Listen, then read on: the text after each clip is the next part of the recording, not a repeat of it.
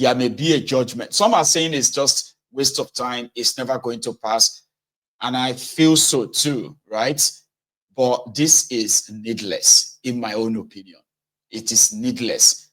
But I do understand everyone's biases and sentiment also.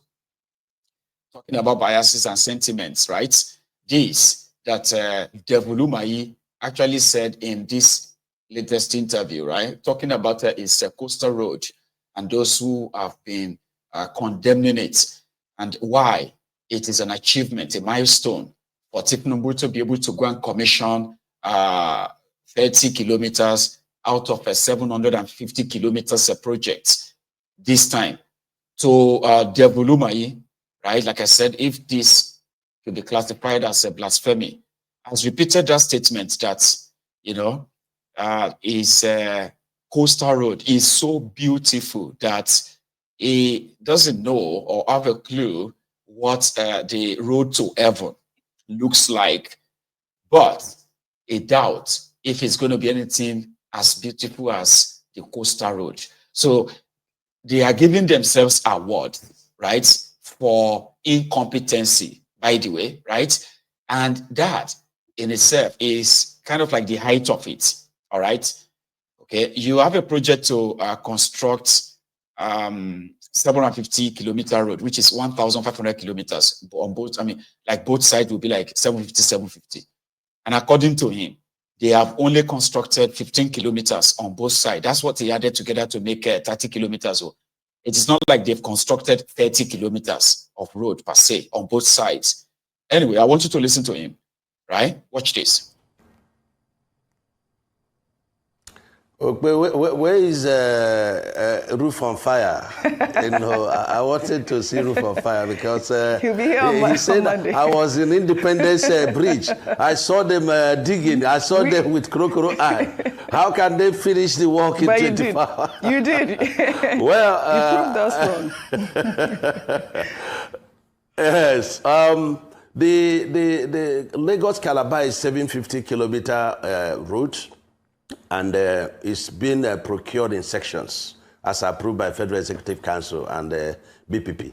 The first section is 47.47 kilometers, you know, by six lanes. You know, each lane you have three lanes in each carriageway, 3 lanes, and at the middle you have a train track of 12 meters, you know, width, and of course you have bridges along the line. So. The first section is supposed to be done in 36 months, started in March 2024. So we've done about 1 year. Now the contractor has achieved from Ahmad Bello Way, where Channel Zero is achieved an average of about 15 kilometers, both carriageway. Is constructing a number of retaining wall because we made sure that our road is raised above the highest expected flood level of the ocean, and so that, you know, has put a lot of you know, buildings, adjoining buildings, in a very serious situation, in the sense that our road level is, you know, at the level of their decking, you know, first decking, and so we are constructing retaining wall all through. Now, what we have said to Nigerians is that by May 25th, 2025, there will be 30 kilometers that is ready for the president to commission in the section 1. And what is the 30 kilometers? 20 kilometers continuously from Ahmad Bello Way will be, you know, so, and then 10 kilometers at the end of section 1, which is Leko Junction. And why are we leaving about 17 kilometers? It's because of settlement, because the settlement of the sand by the reason of our instrument is going to take about 6 months or thereabout to properly settle because of the filling of up to 10 meters, you know, height within that section. Even though High Tech has procured, you know, an equipment that assists in the, you know, direct compaction of the sand, you know, so it helps, you know, and of course, you know, sand can be, you know, compacted if it has water, and all it does is to drive away the air within it. So that 30 kilometers is going to be ready by May 25th. And I was there and I was very, very happy. Honestly, and Oji, I would like you to go and drive from our Bello Way When I was there, I was so excited. And I say, if the street of, Coastal Highway can be this beautiful, how will the street, of heaven, how beautiful will it look?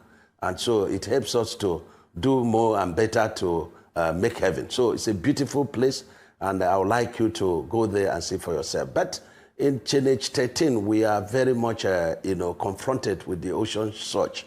We had done everything ready to concrete. I said, no, don't concrete, because the ocean is washing away part of, the sand field there. And so we have looked at it. We went with journalists yesterday, and we looked at it. We said, look, we have to do ocean protection, and that's what they're doing. So we may skip that 1 kilometer until the ocean protection is done, and of course it's expected. So this is what we are doing, and we're likely going to have 10 kilometer ready in Section 2. Section 2 is 55 kilometer. It's running from a lake, going through the busy Lekki deep sea port, and then, of course, you have Dangote fertilizer, the Dangote refinery. You have the Lekki deep sea port. You have a lot of companies over there. So we're going to be doing a lot in terms of flyover to ensure that conflicts will be resolved for evacuation of goods within that zone. And so we're likely to have another 10 kilometer of, concrete from Section, 2, over there. So by 14th of this month, we are going to be flagging off the construction in Calabar, axis. I saw in the social media when people say we are constructing all in Lagos. No, that is not a fact. We are, working right now in Calabar and Akwa Ibom.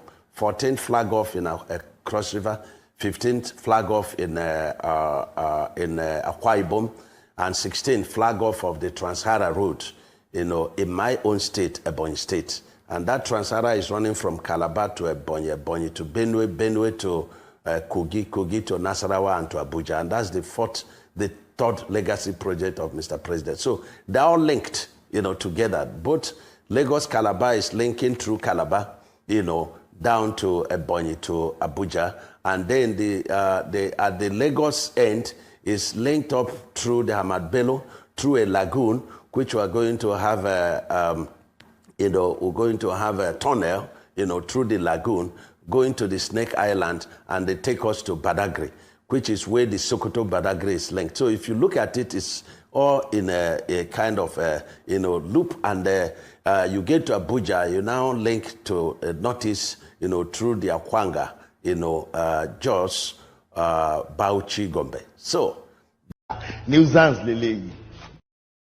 Ah, my God. Like, hang on for 1 minute, okay, for 1 sec. Imagine if all he's saying is true. Wouldn't that be such a wonderful idea? Like, would you hear all of that and say Tinubu doesn't have a plan? Like, seated there, like as you are hearing from Akanga to Trans-Sahara, we are going to have a 15 commissioning in the Ebonyi. We are going to have a 15 commissioning in the flag off in this place, 16 flag off in that place, and we are also going to connect it to Trans-Sahara Road, and we are also going to build a tunnel inside the lagoon. Did you hear that part? That they will build a tunnel, which means they will build a tunnel where all of you can actually really drive through the tunnel, which will mean the first underwater tunnel. So you get first underwater tunnel in the coastal road. So imagine if you are hearing all of that, normal, won't you say Tinubu has a great idea? That imagine if all of this, if they are actually true. But do you want to hear the truth? None of that is true. The first part is they have, according to them, okay, they plan to finish the 1,500 kilometers. It was supposed to be 10 lanes, 5 year, right? But somehow they have reduced the lanes to 3 lanes here, 3 lanes here. 4 lanes have been cut off. The price that they said they budgeted for it, okay, was initially 15 trillion, $12 billion. Today, they have jacked it up. They have reduced the lanes, but jacked it up to 18 trillion naira. Okay. Now, they said the plan was from September 2023. But I'll take his word. He said they didn't start construction until February 2024, last year.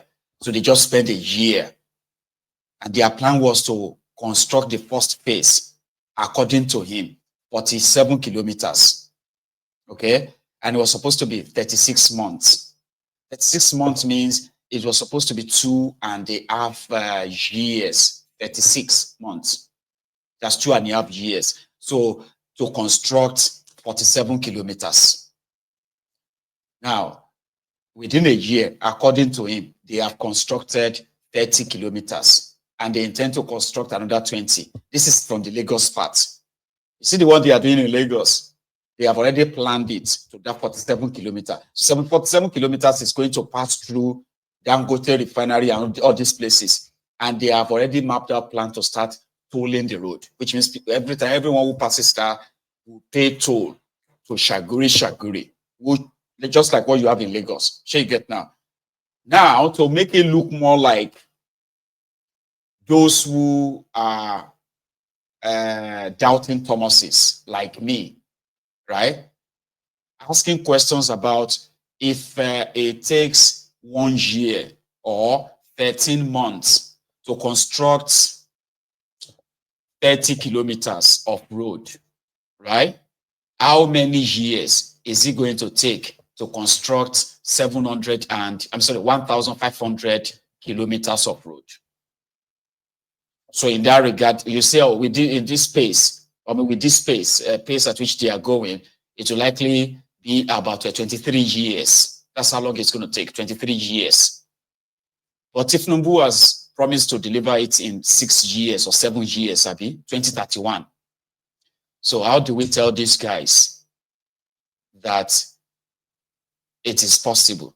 It's by telling you that they are starting it from multiple fronts, okay? And starting it from multiple fronts, that you see them flag off anything doesn't mean that they have the intention of completing anything, because so many factors actually pointed to that Nigeria will need, in this case, so Nigeria will need anybody who can earn them at least $12 billion. And these guys can begin to work non-stop. Maybe they have that plan, though. I don't know. Maybe they have the resources to do that. I don't know. But as it stands, right, it is, it is more or less like so obvious that the most important thing to them, which they can use to show all of you, just same way, because by this time next year, right, they were, as I said, they are planning to probably have added another maybe 20 kilometers. So if that makes it 55 kilometers or 57, right, or 47 kilometers rather, right, that's enough, right, to campaign again for Tinubu in 2027. However, to them, this May 2025, I mean, it's kind of like an ambition to say, oh, we have constructed 30-kilometer road in 4 years for Tinubu, or we've constructed, okay, maybe this one, we've constructed 55 kilometers road for under Tinubu in 2 years, because that's what it's going to be like next year. So they can then tell you that, oh, we have also, because they know a lot of you won't even really go there. Even the journalists in that contraption won't even go there to go take a look and do a proper report. Ahmed, if you are watching, though, I'm going to send somebody there to go and do a proper report so that I can have my own original image and how it is. Go. Here you go. Now, the point I'm trying to make here is that it would have been wonderful, great, if the way he presented it is actually the way it is. But to them, everything is politics. Everything is politics. Yeah. He went to Sokoto, where they said they want to do Sokoto Badagry Road. Do you know how many kilometers that is, right? 2,000 kilometers. 1,000 kilometers both ways, right? That's 2,000 kilometers. If you have to compare what they are doing their coastal road, right, for $12.5, $13 billion, right? maybe the Shokoto Badagry Road. We also consume something around the $15 billion. You don't have that money to start with, all right? But the same devil Umahi is actually telling the people of Shokoto, using what is called section by section, section A, section 2, section 3, because that's how they will do it. They will say, we have done section 2. From how many section? Section 40 section or something. You have done 2. That's enough to tell people that, you know, if you want this to be completed, you just, I mean, it's kind of like tricky though, right? Anyway, I'll leave that. Just while we are here, the news has come in that the Afro senator, Resistor Radio senator, has been nominated now, you know, for ambassadorial appointment. So he's likely going to be an ambassador soon, and you are not possibly going to see much of him anymore on Twitter, just on the side. Similarly, this Valentine Ezigbo, what is his name again? You remember this guy is a Labour Party guy with the obedience movement this last time in Anambra State. Yes, Anambra. Now, from that place, it decamped to APC, because it was probably promised that they will give him a governorship ticket. Soludumb as well, right, is has been declared, you know, winner of their own primaries. So Valentine Ezigbo, is now considered as, you know, one of you know, the internally displaced politicians, another victims of APC. APC, you know, power mongering, so to say. Here is the guy, Okachukwu or so, is now going to be the candidate of APC to challenge Soludumb in their governorship election, just by the side. Let me begin by thanking the president of this country, Nigeria, Commander-in-Chief, Bola Ahmed Tinubu Jagaba, for the first time giving us a platform to contest primaries and be heard, and then we hear other people. It's unprecedented. It has never happened before. They didn't show any interest or favoritism to any candidate, to any aspirant. I want to thank him, and now I want to plead with you, Your Excellency, to thank him on behalf of Anambra State. He has given us the beginning of the journey to bring Anambra back to the mainstream of Nigerian politics. I also want to thank the National Chairman and all the members of the Working Committee for this privilege of giving us a near free and fair and good, wonderful primaries without interference. It has never happened before. Convey our gratitude to the Working Committee for this awesome privilege given to APC in Anambra State. I want to thank you, Your Excellency, more especially. It's not easy for a governor to leave his state, not just one night, but 2 days in another state, just for the sake of trying to do us, the Anambra people, a great favor in order to make us realize that we need to come back. And all the members of your committees that serve in different departments or compartments, I want to thank you for the sacrifices we have made. My God will reward you in the name of Jesus. And to my brothers that have run with me, you are all wonderful. The Kabbalah leader, the Englishman, the VAR himself.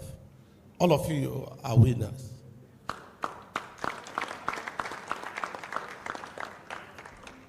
No one is celebrating winning anybody, because this is not the journey, but the beginning of the journey itself. We need to come together. We need to win. All of us knows very well that there's nothing better than us winning the seat of governor. It's about winning, right? So Valentine scored 67. People said that, you know, he had to leave his group because they made him believe that it was a governorship material. He went to see Gandola, the Babariga Mobile Banking CEO of Kano as well. He went to see the first daughter of the Federal Republic of Nigeria, that's Olashade Tifnumbu, right? And, you know, it's been like fooling around all these places, and a lot of people are like, so at the end of the night, 67 votes or delegate votes is worth. I mean, that's all happened anyway. You had to use some people to believe in you that you would never have anything to do with what a group of athlete criminal politicians, but then they are wrong to discover that there is no much difference between them. Everybody is pretty much interested in his power, and they will do anything and everything to get it. So even if they have to take it from the devil, and kiss the ring of Kolu, it's crazy, isn't it? So yesterday, Yoruba land, right, and the people of Oyo State were able to fill in the vacuum, the spots among the Yoruba traditional rulers, the past. I'm talking about the former